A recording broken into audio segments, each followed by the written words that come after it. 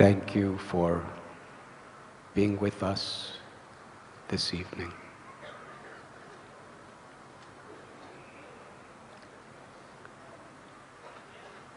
Entrance into a holy place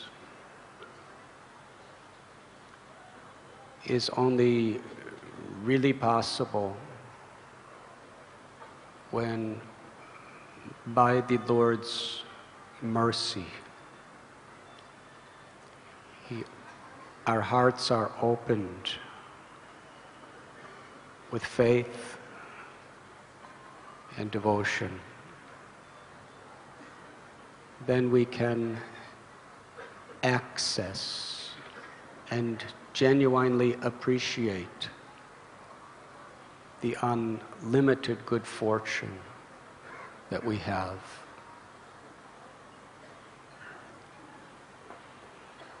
Premanjana Churita Bhakti Vilochanena.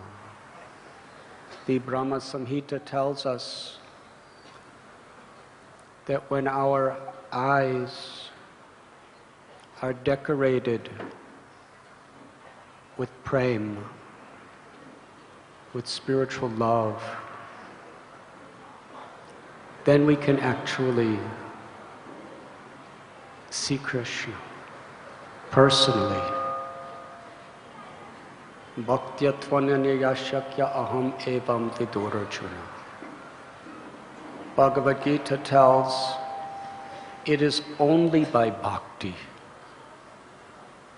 by unmotivated, uninterrupted loving service, that I can be seen as I am, standing before you.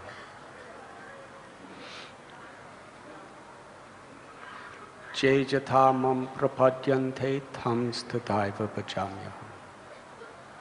As we surrender, as we approach Krishna, Krishna reveals himself accordingly.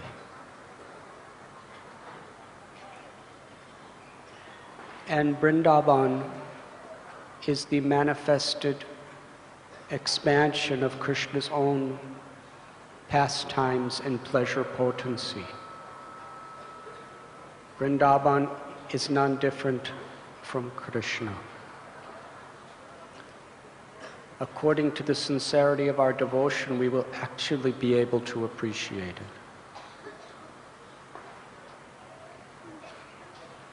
We read in the lives of the great acharyas how they were living in Vrindavan. He Radhe Brajadevake Chalalite He Nanda Shuno Kotha.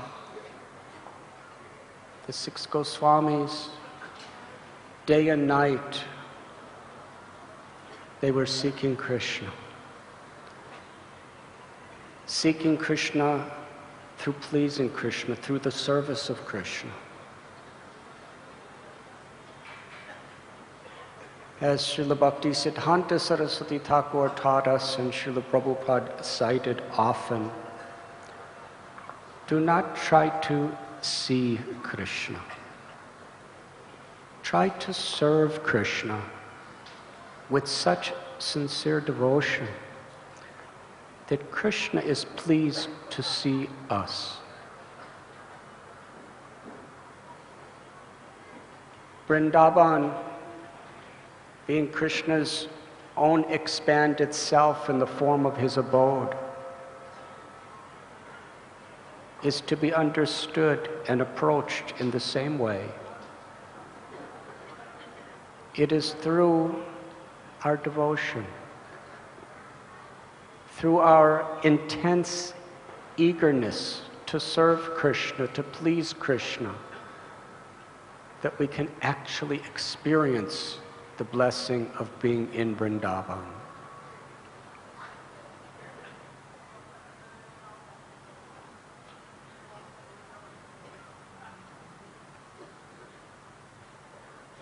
There are 9 processes of devotional service, of which the foundational platform in which our love of God is built and awakened is Sravanam Kirtanam, hearing and chanting. Simply by hearing these transcendental subject matters with an eager and faithful heart, Sarinvatam Swakata Krishna Punda Sravana Kirtana. Krishna's pleased. It's an act of love. At the beginning, it may be tapasya, an austerity, sitting in a lecture, especially when I'm speaking. And when I go overtime. It may be an austerity, but this transcendental sound vibration, which has been passed down from the scriptures through the acharyas, it is transcendental. And when we are eager, enthusiastic to hear, eager and enthusiastic to repeat what we hear,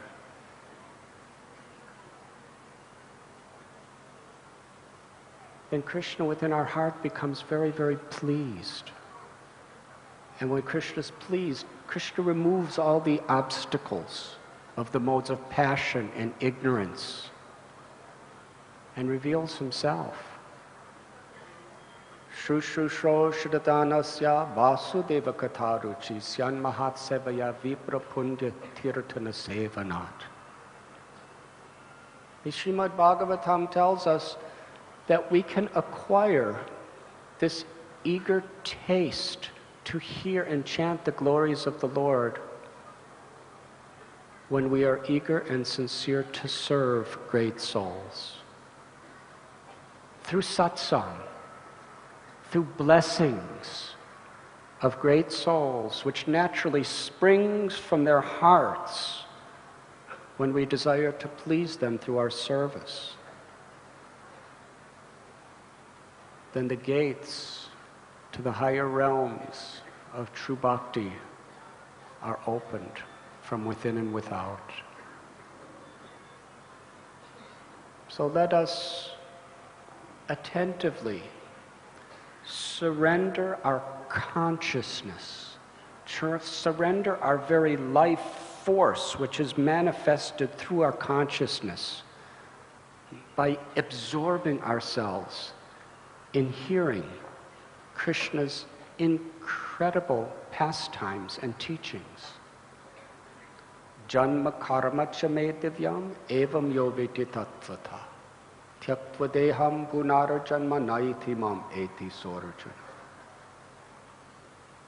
One who understands the transcendental nature of Krishna's appearance and activities when he comes into this world never has to take birth again, but attains the supreme abode. Krishna is pavitra. He is supremely pure. And simply by hearing about him, we become purified. Om apavitra pavitro va sarva vastam gato viva yasmarit pundari kaksham sabaya byantara suchi. Whether we are pure or impure,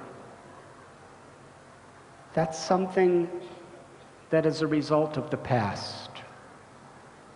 There's not much we can do about what has already happened. But there's everything we can do about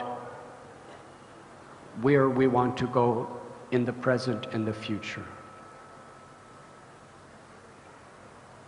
Simply by remembering Krishna, who's all pure within our hearts, we become purified. And it's so simple. In Vrindavan, we read about the Brijabasis in Srimad Bhagavatam.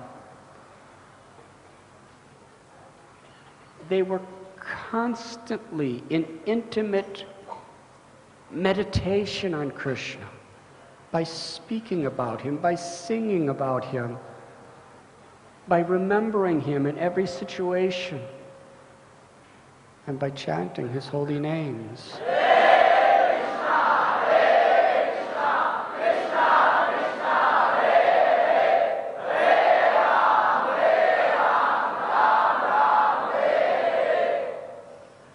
When Krishna performs his Leelas in this world, he delivers the whole world, the Asuras, the Suras, and everyone else. But through Vyasadeva and the Acharyas in Parampara, they have preserved the sound vibration of the description of his teachings and his pastimes, so that everyone or anyone from anywhere can achieve the same experience as the residents of Vrindavan, simply through hearing, chanting, and remembering in this attitude of seva, or service. Param Vijayate Sri Krishna Sankirtanam. It is the greatest benediction, because through this hearing and chanting of the names and the glories of the Lord, through developing the enthusiasm to please and serve the Lord, we could be liberated from all the limitations of material existence, which are especially predominated by birth, old age, disease, and death. Adhyatmaka, Adidaivaka, Adibodhaka. Whoever we are, whatever we have, wherever we're from, the same threefold miseries will come upon us. Miseries of the body and mind, anxiety, sickness, pain. Miseries caused by natural disturbances, heat, cold, earthquakes, winds. Miseries caused by other living beings, humans, family members, insects, monkeys.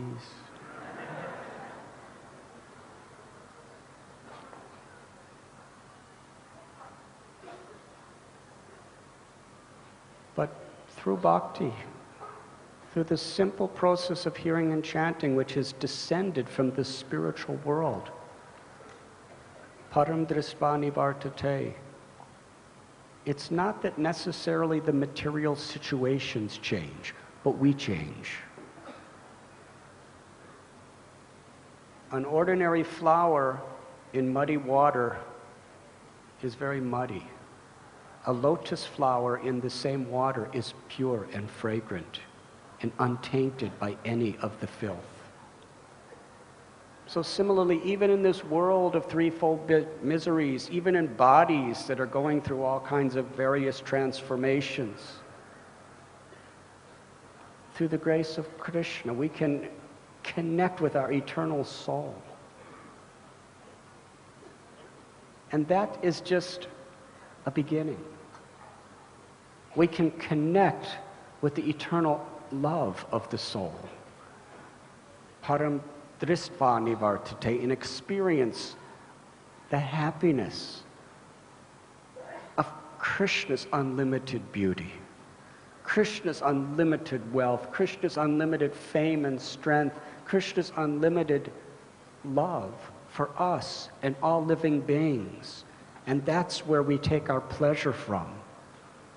There is no power anywhere that could disturb that pleasure, because it is transcendental, it is eternal. When Krishna appears in this world, we can't expect him to live by our conceptions of what is possible. We heard from His Holiness Giriraj Swami Maharaj that when Srila Prabhupada gave devotees a very, very inconceivably difficult service, they looked at Srila Prabhupada with utter dismay.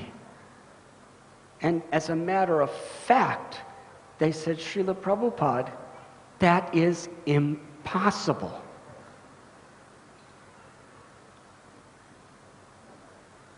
That sounds quite convincing. Srila Prabhupada was even more convincing when he said, impossible is a word in a fool's dictionary. Because in Krishna, there's nothing impossible. Because Krishna has Achintya Shakti, inconceivable potencies. In the Bhagavad Gita, Krishna teaches us that we're not this body, that we're eternal souls. And he teaches the nature of the relationship between the body and the soul, the Atma, the body, the soul, and God, time, how we're temporarily influenced by karma, how we can disentangle ourselves from karma, and how we can ultimately achieve the highest goal of ecstatic loving service by surrendering to Krishna. Man manabhava mad bhakto madhya shimna namaskuru. And we can surrender Krishna by always thinking of him, becoming his devotee, worshiping him, offer homage to him. In this way, Krishna promises us without fail we will come to him. In the Bhagavad Gita, Krishna showed Arjuna the Virat Rupa, the incredible, dazzling, universal form.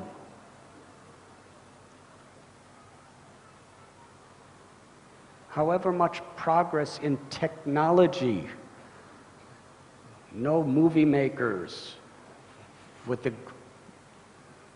optimal progress in special effects could ever come close to even a trace of what Arjuna saw, the universal form.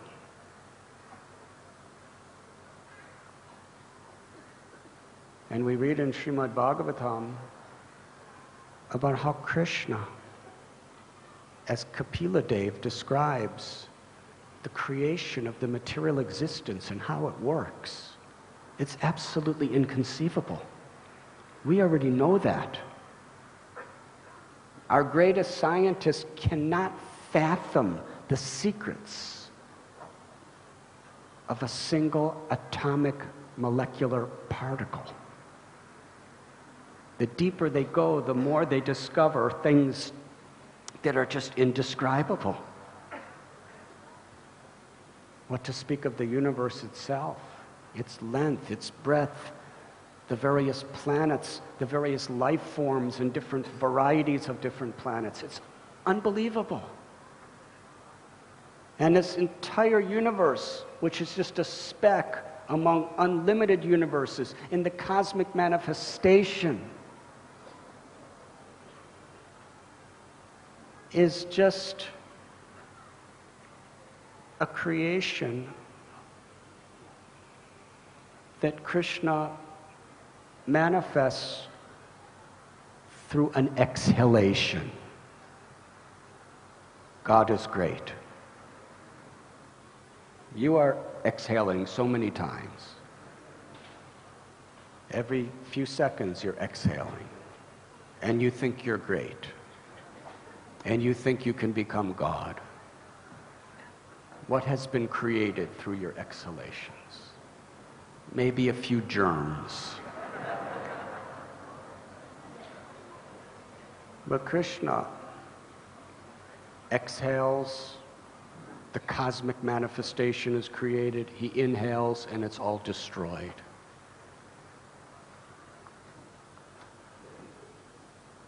the cause of all causes, Ishvara Parama Krishna Satchit Ananda Vigraha, Anadira Dir Govinda Sarva Karana Karanam. Lord Brahma, who is the secondary creator of our entire universe, who lives 311 trillion years, the father of everyone, his wisdom is revealed that Krishna's body is not a product of illusion. It's not just a temporary manifestation of an impersonal energy. Krishna's beautiful body playing on his flute is Satchit Ananda Vigraha. It is eternal. It is full of all knowledge, and it is full of all bliss. Anadira Dir Govinda Sarva Karana Karanam. He's the original source of everything that exists and the cause of all causes. And it is that Para-Brahman, that supreme Brahman, that appears in this world where we're sitting today in Vrindavan as a little child with all of his full potencies. But all of those potencies are subordinate to his supreme potency, which is prema, or love. Krishna controls his devotees by his love, and in reciprocation, Krishna is controlled by his devotees through our love. So when Krishna performs his Leelas in this world, devotees do not think this is some mythological, symbolic, figurative understanding that will help us to expand our consciousness. I remember in 1971 when I first came to Vrindavan, I was 20 years old, and I was hearing these incredible stories. And it was just so obvious to me. How could I not believe it? If God is here in this world, what is it that he can't do? We already heard how Yashoda Mai, one time, she was little baby Krishna. She was feeding Krishna the milk from her breast. And as she was feeding him, Krishna happened to yawn. His mouth was only about this size. And as he yawned, she just looked in his mouth to see little teeth growing in and whatever else. And she saw the entire universal creation within little Gopal's mouth. How is that possible? Now, you can open your mouth, and I can open my mouth. Sometimes it's better if we don't open our mouths. But what do we see inside?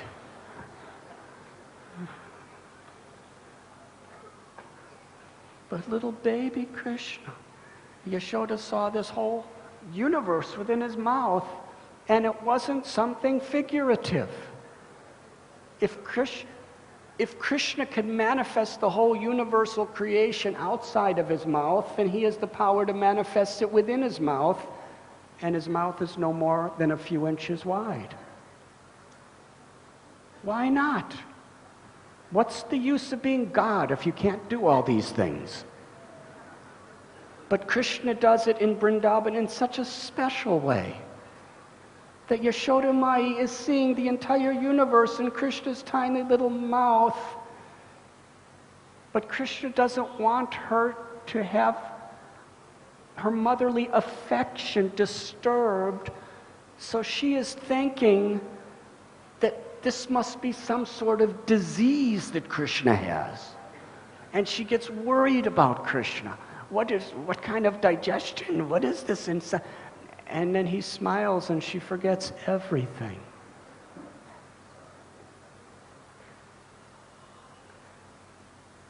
From Gokul Mahavan, after the Yamala Arjuna trees were delivered and Krishna's Damodar Lila, Upananda and the other Gopas, they had a meeting together that Mahavan is not a safe place.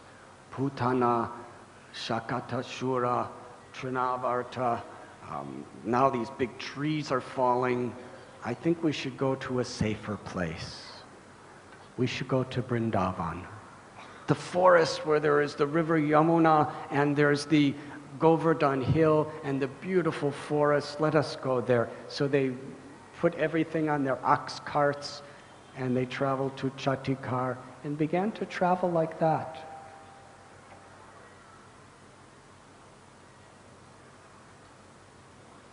In the Bandiravan area, Krishna delivered Vatsasura. In the Kadiravan area, he delivered Aghasura. During that time, Krishna was put in charge of the calves. I believe in the last 3 days you all went to the place of Lord Brahma's bewilderment.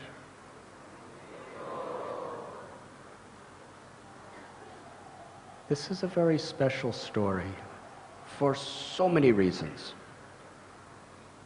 Unlimited reasons. But one special reason is by Krishna and Sri Radharani's grace. It was this story that was Srila Prabhupada's concluding chapter of his translations and commentaries of Srimad Bhagavatam. He translated and dictated the purports during his last days in this world with us. So it has a very special place in our hearts. It begins in a holy place in Vrindavan called Sapoli. Krishna woke up one morning and decided he wanted to leave early with all of his friends and have a picnic on the bank of the Yamuna River in the forests of Vrindavan. So Yashoda Mai bathed him and decorated him with fine garments and with some jewels and put his little peacock feather in his hair. And Krishna was just so beautiful. And he took a horn made of a buffalo's horn, I believe, and he blew that horn to call all of his friends. And soon, hundreds and thousands of little cowherd boys gathered. And each one had large, large quantities of calves. Now here's where we really meditate on the reality of Krishna's Achintya Shakti.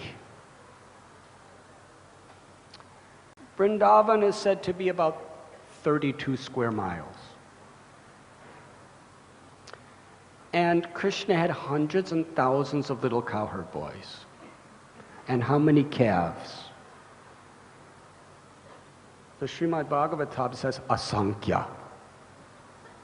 Vishwanath Chakravarti Thakur tells, asankhya means unlimited.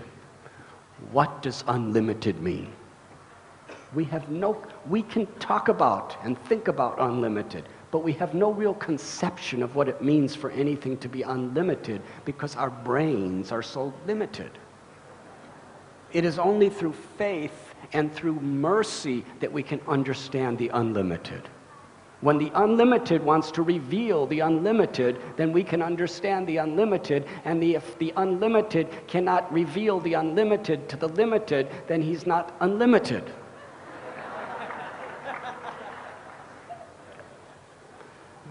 For those who are translating this,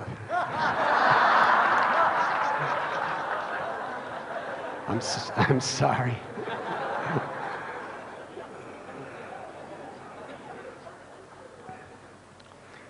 So we cannot fathom what is unlimited. But Vishwanath Chakravarti Thakur, on the basis of the Holy Scripture, he gives us a glimpse into what asankhya means. The number 1 with 17 zeros after it.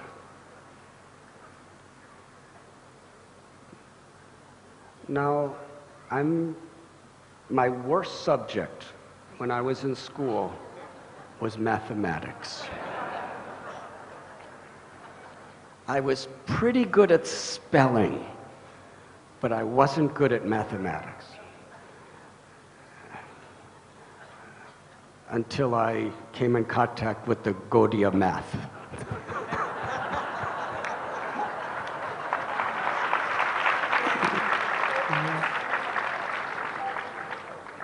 But I have to be honest, I was even worse in science. So I tried to calculate. 1 with 17 or 18 zeros is 100 quadrillion. Can anyone fathom 100 quadrillion? That's how many calves were dancing around this 32 square miles of Vrindavan with hundreds and thousands of gopas, and there were no traffic jams. There was just space. Krishna, if he wants, he could put the entire universe within the 32 square miles of Vrindavan. Because Krishna has inconceivable potencies. So we don't doubt, is this true? How can it be true? When we hear the more incredible, the more wonderful, the more impossible, the more devotees become happy, raise their arms with tears of affection, and chant the holy names.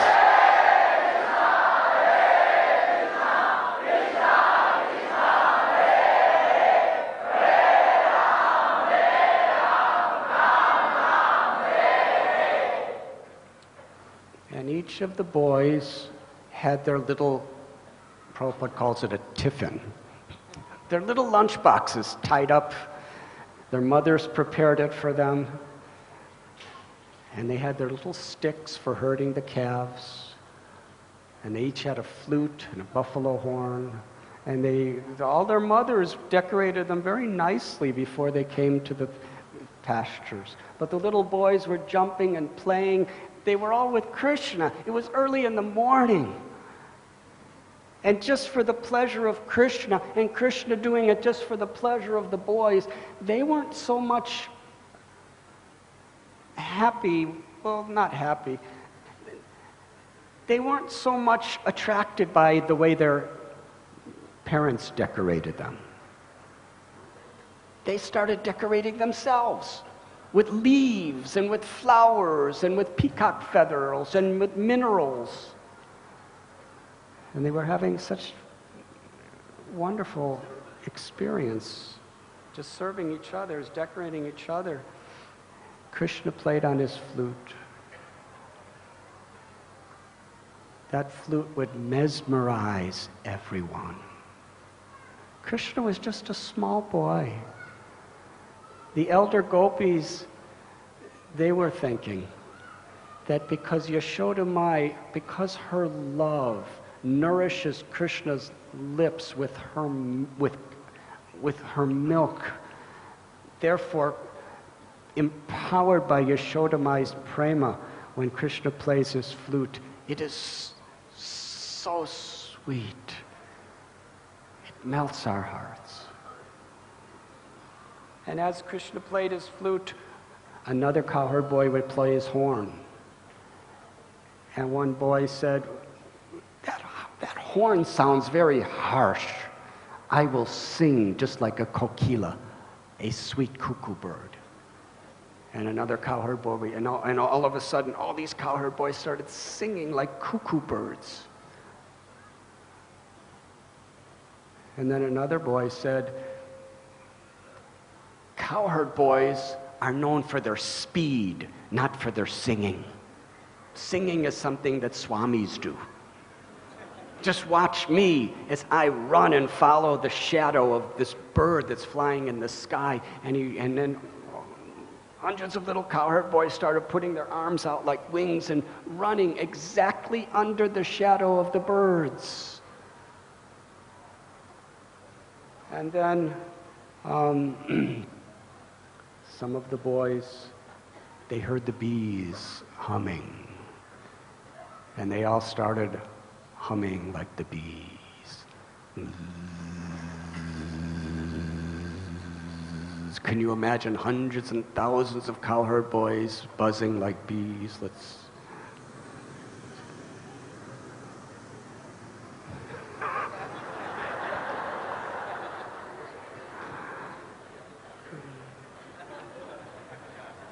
Definitely not unlimited. And they'd see swans in the water, so gracefully moving their necks and their bodies, and the gopas, along with Krishna, were moving their necks and moving their, just like the swans. They saw some little ducks sitting quietly, and the cowherd boys would sit next to the ducks, imitating the ducks. Saw peacocks dancing. And the boys would sing just like the peacocks and dance just like the peacocks. Would you like to try?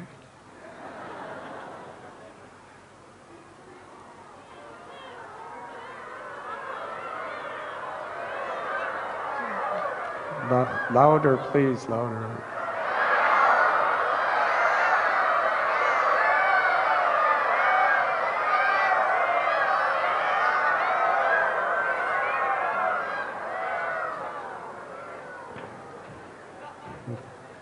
Quite authentic. Thank you very much.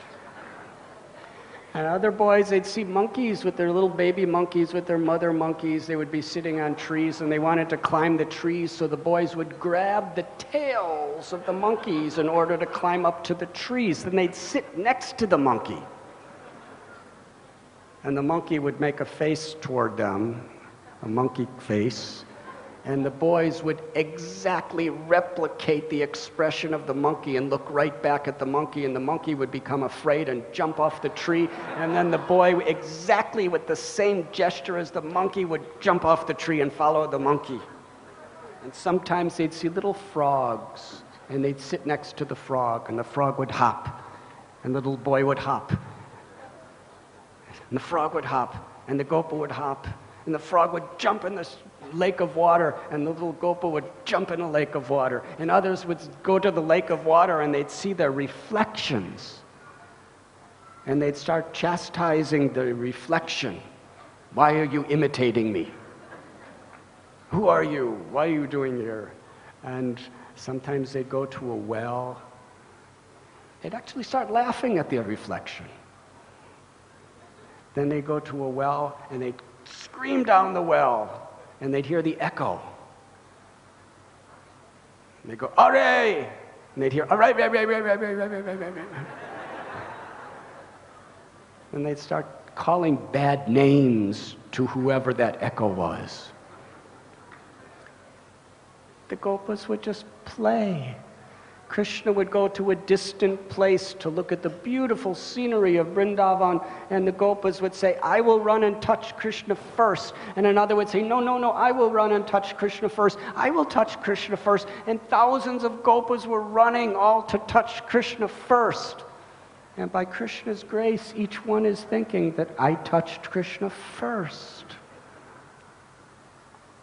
Krishna can reciprocate and fulfill all the desires of his devotees.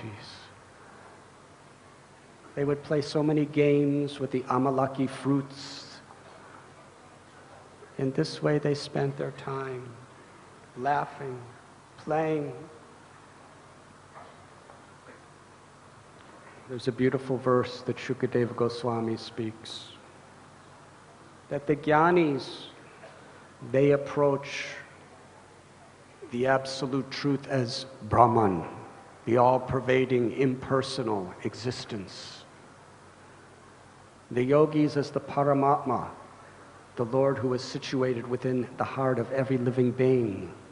The devotees as the supreme personality of Godhead, the cause of all causes, the worshipable Lord. But these little cowherd boys, due to amassing krita punya, infinite pious deeds, that same supreme Brahman they're playing with as an ordinary little child, wrestling with him, dancing for him. Krishna, to please his cowherd boyfriends, he would do anything. The boys would say, dance like a peacock, and Krishna would dance like a peacock, and everybody would start dancing like peacocks with him, and they'd be laughing and laughing and laughing and dancing and singing. This krita punya, this is not material pious activities. True piety is unselfish, unmotivated service that pleases the Lord. They had amassed infinite quantities of such loving service to the Lord to enable them to play with the supreme absolute truth as their dearmost, intimate, loving friend. Rupa Goswami tells that somehow or other, just think of Krishna. He will steal our hearts away from all of the causes of suffering and miseries in this world. Rupa Goswami writes, if you are attached to the things of this world, your property, your families, your wealth, anything else that charms your heart, do not go to Keshi Ghat and the bank of the Yamuna. Because if you go there, you will see Govinda playing on his beautiful flute, standing in with his threefold bending form. And when Krishna awakens that vision of himself in your heart, then you become indescribably, endlessly attracted only to that. Krishna tells in Gita, whatever is beautiful in this world is only a particle of a spark of my splendor.